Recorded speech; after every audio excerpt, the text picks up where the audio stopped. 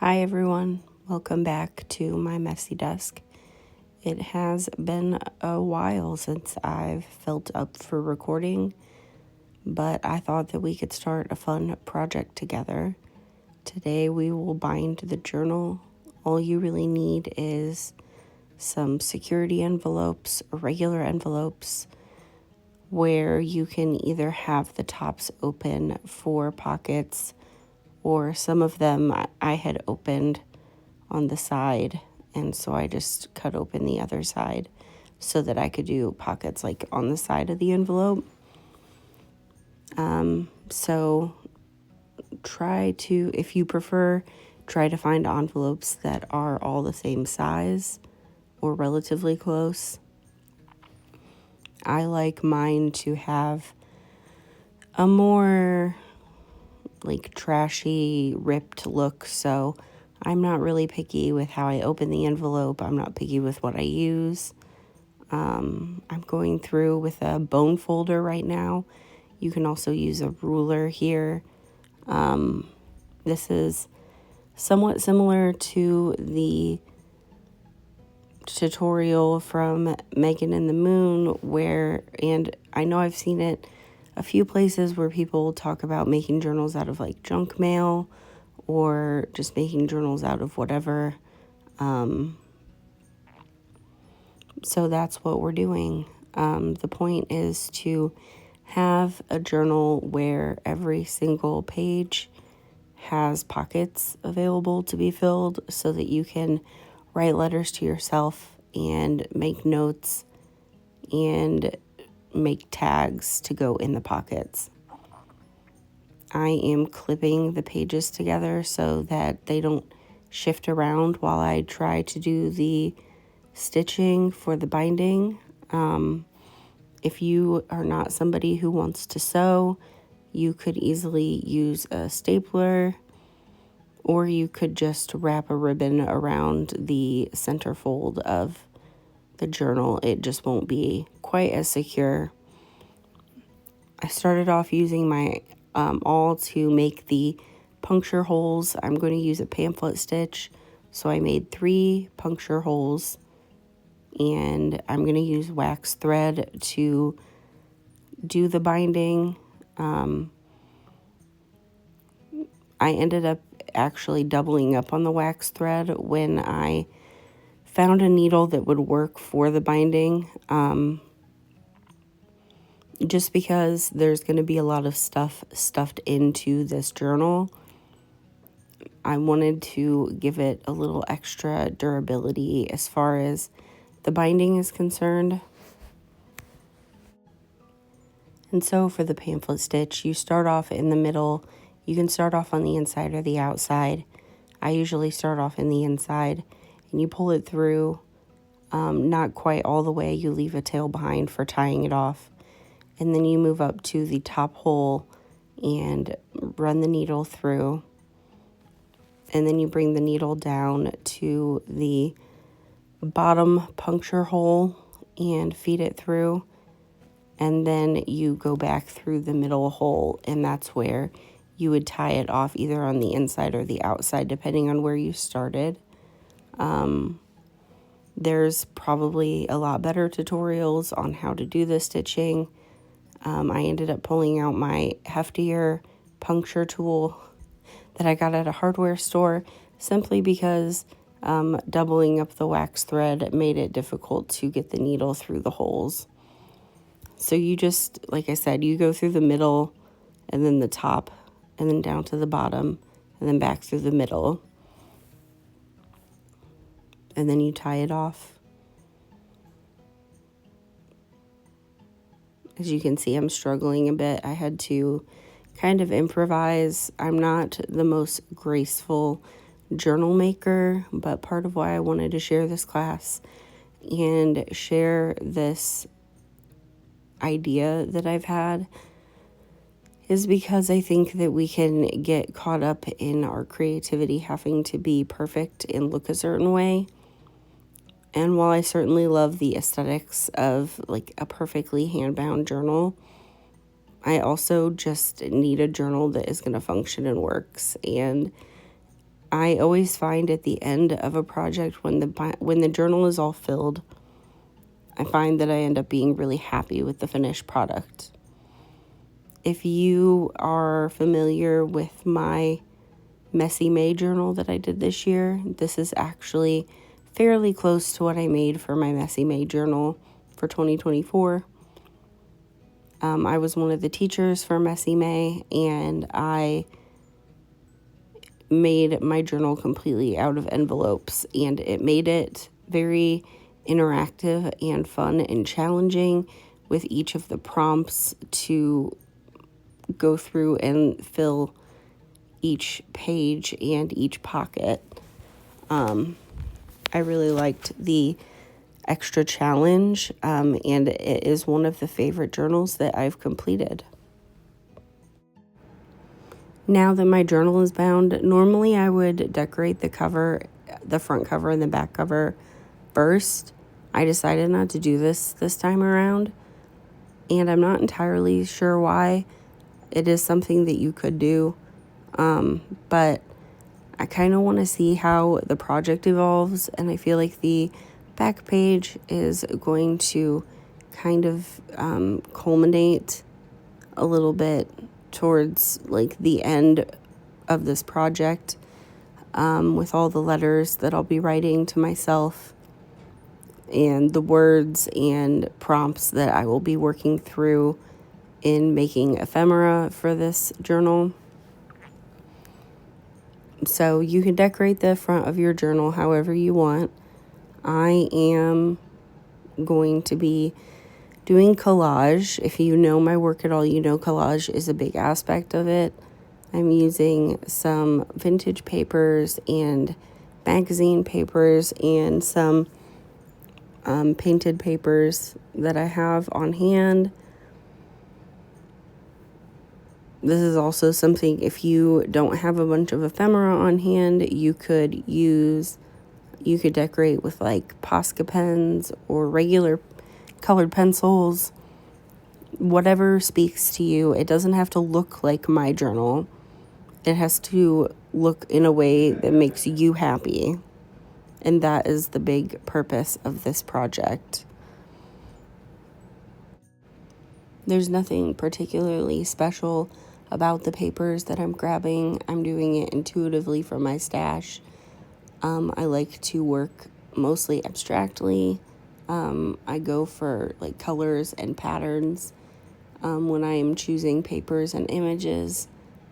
So like this is from a Spider-Man comic book page, but you can't really tell that is the source of the image, and that is just how I like to work. Like I said, you can use whatever works best for you.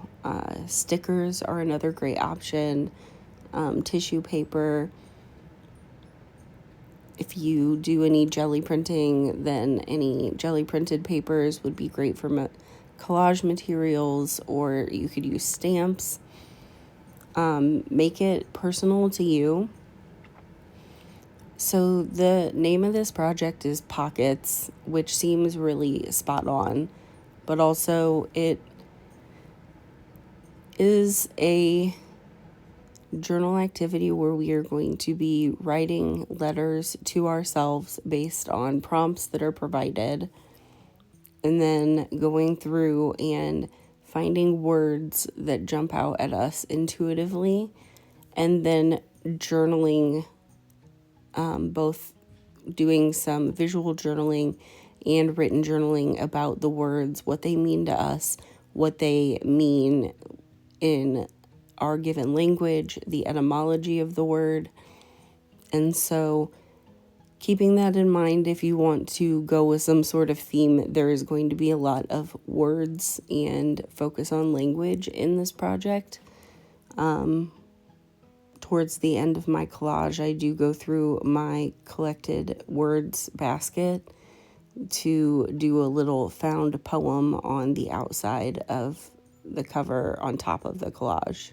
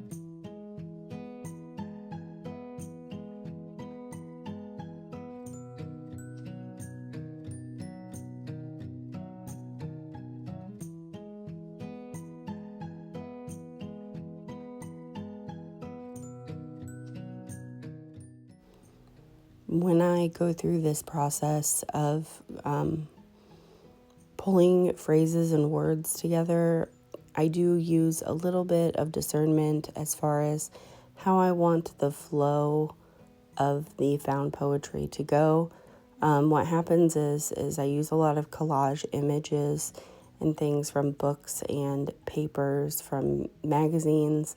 And so what I will do is if there's any leftover words from the scraps, I will cut them out in little phrases or single words and add them to this basket so that I have material to pull from to create poetry at any time. It is kind of an intuitive process. You have to be a little bit creative in how you are willing to interpret the phrases that come together. And so I try to be really open-minded when doing this. And I ended up being really happy with what I chose.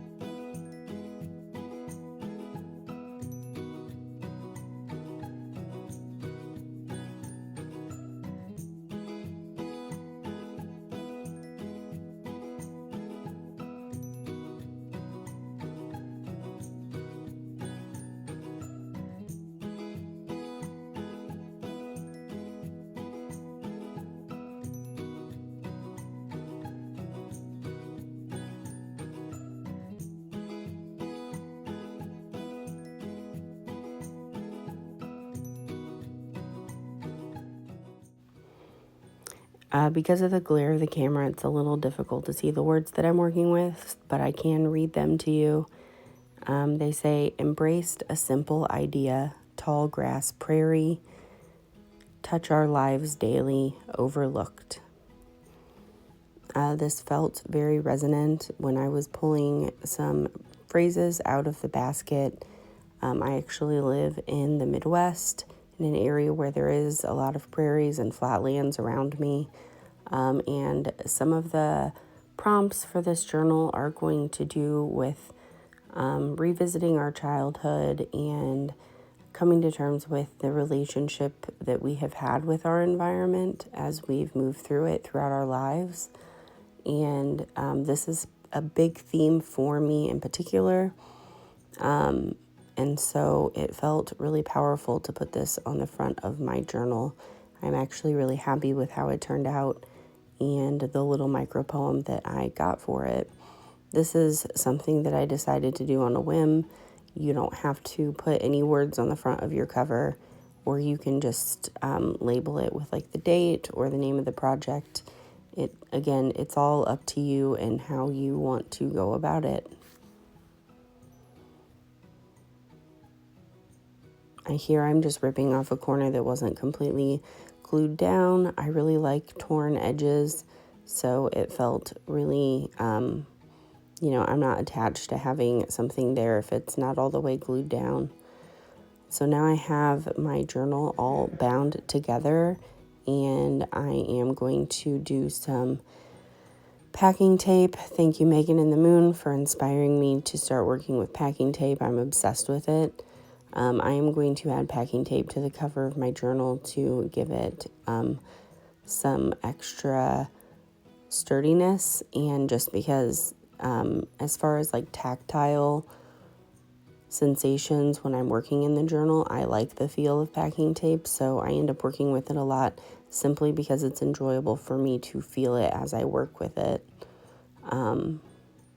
And it doesn't have to be a super expensive kind of packing tape. This one is from Walmart because that is just what I had on hand. But I use it a lot. I'm making an oracle deck right now out of playing cards, and I seal the collages on the cards with, after I glue it down, I seal it with packing tape as well, which gives it a really fun feel. So I knew that I wanted my cover to have packing tape on it.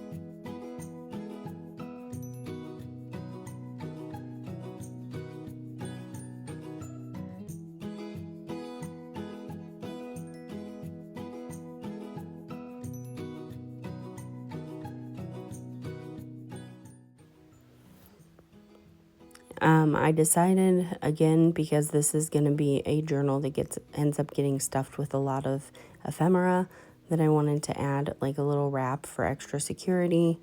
I have a few of these fabric yarn balls that I got at a vintage shop, and so I am going to first secure the back page with a collage and some packing tape to make it more sturdy to sew into, and then I will glue down the end of the fabric and sew it on so that it can be a wraparound. And I'm going to do this on the back page on the inside of the cover, and I'm just adding the collage so that there's a little extra decoration. And I'm using similar papers to what I used on the front cover to keep everything cohesive.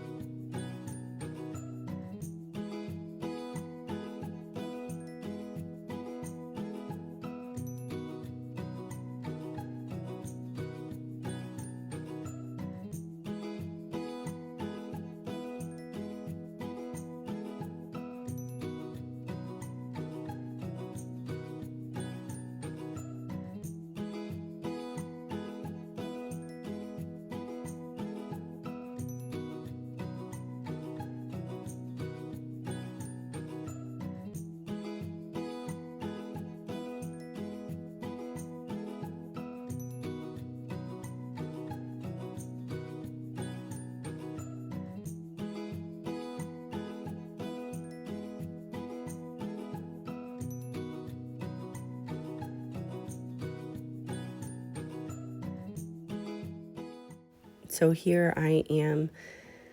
I have done my collage and I put the packing tape over it for the extra sturdiness. Now I am gluing down the end of the fabric to the edge of the back page on the inside of the cover. I'm sorry that this is out of frame. I was filming this late last night and wasn't really paying attention because I kind of got into the zone. I know the glue itself isn't going to hold. I don't have any fabric glue or anything like that. So I'm going to get some embroidery floss, and I'm going to end up embroidering and attaching it using a sewing technique with embroidery floss to keep it attached.